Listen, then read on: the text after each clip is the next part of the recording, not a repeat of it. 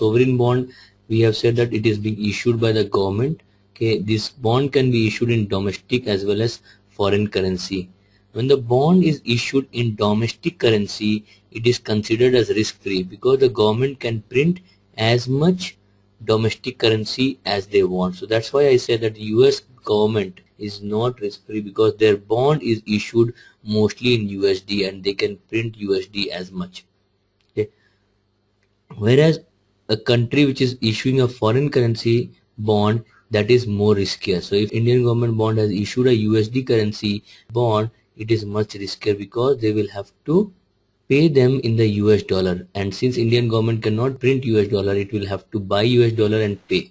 Okay, so many times the countries, they do not have this foreign currency reserve, so that is a problem.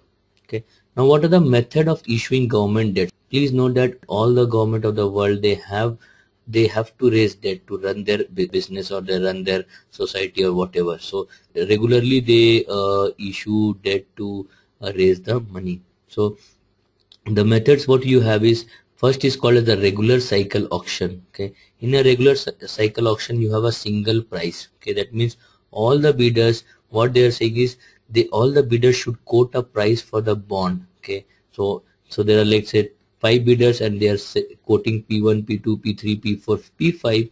What the government will do is, it will see whichever is the highest price. So let's say P5 is the highest price, so it will say that they will be selling this bond at a price P5, which is the highest. Okay, and all the bidders will have to accept this price.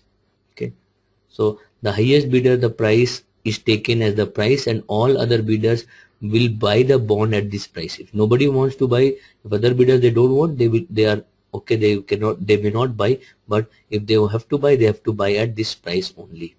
Okay, so regular cycle auction, it is like on a regular basis it happens. Then there is a regular cycle auction in which there is a multiple price. Okay, in multiple price, what happens is, like, this guy has, let's say, bid for P1, which is lower than P5, he will get at P1.